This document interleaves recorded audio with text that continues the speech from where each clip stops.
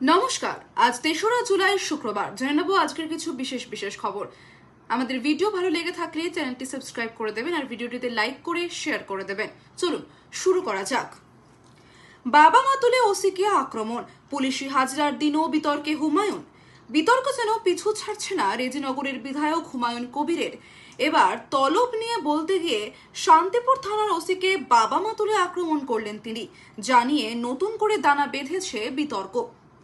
গত কয়েকদিন ধরে চর্চায় হুমায়ুন কবিরের সাটাভাঙা মার মন্তব্য। তার জেরে শক্তিপুর থানা ও রেজিনগর থানা থেকে তলব করা হয়েছে বিধায়ককে। যদিও এসব তলবকে যে বিশেষ গুরুত্ব দিচ্ছেন না তা আগেই বুঝিয়ে দিয়েছেন তিনি।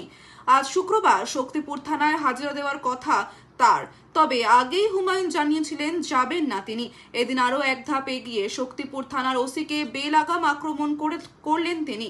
বললেন, ওসি যেখানে যাচ্ছে সেখানেই বলছে আমার বাপ এসেছে, আজ যাচ্ছি না, তবে আমি এসপিকে জানিয়ে শক্তিপুর থানায় হাজির হব।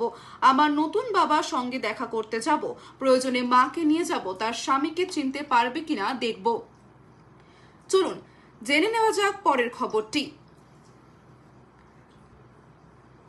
রেশন কার্ডে এবার বড় ছাঁটাই, কারা হারাতে পারেন সরকারি সুবিধা। রাজ্যে সামাজিক সুরক্ষা প্রকল্পগুলিতে যাতে শুধুমাত্র প্রকৃত উপভোক্তারাই সুবিধা পান, সেই লক্ষ্যে প্রশাসনিক কড়াকড়ি আরও বাড়াতে চলেছে রাজ্য সরকার। এদিন রেশন ব্যবস্থা নিয়ে নির্দেশ দিয়েছেন মুখ্যমন্ত্রী শুভেন্দু অধিকারী। বিশেষ করে রেশন ব্যবস্থায় দীর্ঘদিন ধরে ভুয়ো উপভোক্তার অভিযোগ সামনে আসায় এবার সেই সমস্যার স্থায়ী সমাধানে উদ্যোগী হয়েছে প্রশাসন। সরকারি ভর্তুকির অপব্যবহার রুখতে জেলা প্রশাসন থেকে খাদ্য দফতর সব স্তরেই শুরু হচ্ছে নজরদারি।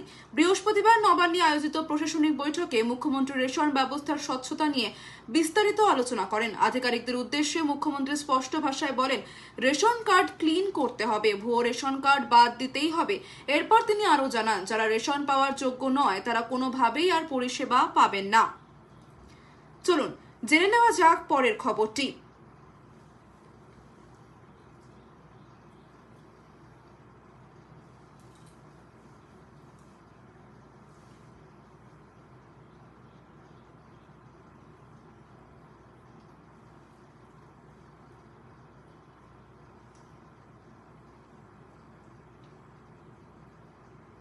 আরজিকর দুর্নীতি, সিবিআই মামলায় চিকিৎসক আশিস কুমার পাণ্ডের শর্ত সাপেক্ষে জামিন মঞ্জুর। আরজিকর দুর্নীতি সিবিআই মামলায় চিকিৎসক আশিস কুমার পাণ্ডের শর্ত সাপেক্ষে জামিন মঞ্জুর করল কলকাতা হাইকোর্ট। 20,000 টাকার ব্যক্তিগত বন্ড এবং 10,000 টাকা করে দুজন জমিনদারের জামিনে মুক্তি দেওয়া হবে আশিসকে, যার মধ্যে একজনকে স্থানীয় বাসিন্দা হতে হবে। বিচার চলাকালীন প্রতিটি নির্ধারিত তারিখে ট্রায়াল কোর্টে ব্যক্তিগতভাবে হাজির থাকতে হবে। বিচারিক কার্যক্রমে অংশগ্রহণ ছাড়া কলকাতায় প্রবেশ করা যাবে না। বিশেষ প্রয়োজনে কলকাতায় প্রবেশ করতে হলে আগে ট্রায়াল কোর্টের অনুমতি নিতে হবে এবং আদালতের নির্দেশ কঠোরভাবে মেনে চলতে হবে। শুক্রবার আশিসের জামিন মঞ্জুর করেন বিচারপতি তীর্থঙ্কর ঘোষ। আরজিকর কাণ্ডে আর্থিক দুর্নীতি মামলায় গ্রেফতার করা হয় সন্দীপ ঘনিষ্ঠ আশিস পাণ্ডেকে। আরজিকরে তরুণী চিকিৎসকের দেহ উদ্ধার হওয়ার দিন সেমিনার রুমের কাছে দেখা গিয়েছিল আশিসকে। আরজিকরে তৃণমূল ছাত্র পরিষদের সভাপতি ছিলেন এই আশিস পাণ্ডে। তবে সন্দীপ ঘনিষ্ঠতা যে ঠিক কতটা ছিল সেসব কাহিনী শোনা যায় আরজিকরের অন্দরে। চলুন জেনে নেওয়া যাক পরের খবরটি। রাজ্য সরকার কোনো মামলা যেন হেরে না আসে, আইনজীবীর বার্তা শুভেন্দুর। রাজ্য সরকার কোনো মামলা যেন হেরে না আসে সেটা আপনারা দেখুন। রাজ্য সরকারের প্যানেলে ভুক্ত আইনজীবীদের সঙ্গে বৈঠকে বার্তা মুখ্যমন্ত্রী শুভেন্দু অধিকারীর। আজ নবান্ন সভাঘরে সন্ধ্যে 6টা থেকে রাজ্য সরকারের প্যানেলভুক্ত আইনজীবীদের সঙ্গে বৈঠক করেন মুখ্যমন্ত্রী। সেই বৈঠকেই আইনজীবীদের বিশেষ পরামর্শ মুখ্যমন্ত্রীর। বৈঠকে জলপাইগুড়ি সার্কিট বেঞ্চের প্যানেলের আইনজীবীরাও ছিলেন ভার্চুয়ালি। মুখ্যমন্ত্রী শুভেন্দু অধিকারী বলেন, আগের সরকারের সময় অনেক মামলায় আপনারা হেরে এসেছেন, কিন্তু আমরা এখন কোনো পরিস্থিতি হতে দেব না যার জন্য এরকম অবস্থা হয়। জলপাইগুড়ি সার্কিট বেঞ্চে সরকারি আইনজীবীদের প্যানেল ঠিকঠাক হলেও কলকাতার ক্ষেত্রে একটু দুর্বল আছে, সেটা আপনারা দেখে নিন। কোনো পুলিশ আধিকারিক বা কোনো সরকারি আধিকারিক যদি সহযোগিতা না করেন তাহলে সেটা ডিজিপি বা ডিজি লিগালকে জানাবেন, না হলে তো আমি আছি। চলুন চলে যাই পরের খবরে।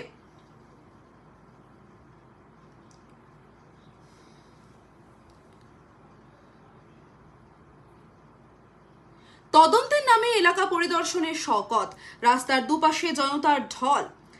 শোরগোল দক্ষিণ চব্বিশ পরগনার রাজনীতিতে ফের তোলপাড়। ভাঙড়ে বোমা বিস্ফোরণ মামলায় এনআইএ এর হাতে গ্রেফতার হওয়ার পর এবার ধর্ষণের অভিযোগে জীবনতলা থানা পুলিশের হেফাজতে থাকা ক্যানিং পূর্বের প্রাক্তন বিধায়ক শওকত মোল্লাকে নিয়ে শুরু হলো নতুন নাটক।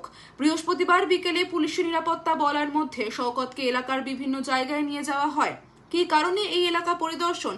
এনআইএ হেফাজতে শেষ শওকত মোল্লাকে 4 দিনের জন্য জেলা পুলিশের হেফাজতে পাঠানো হয়। জীবনতলা থানায় তার বিরুদ্ধে ধর্ষণের একটি গুরুতর অভিযোগ রয়েছে। তদন্তকারী আধিকারিকদের দাবি, মামলার সঙ্গে সম্পর্কিত বিভিন্ন স্থান চিহ্নিত করতে এবং ঘটনার সত্যতা যাচাই করতে এই এলাকা পরিদর্শনের প্রয়োজন ছিল। শওকত মোল্লাকে ঘিরে এলাকা পরিদর্শনের খবর ছড়িয়ে পড়তে রাস্তায় সাধারণ মানুষের ঢল নামে।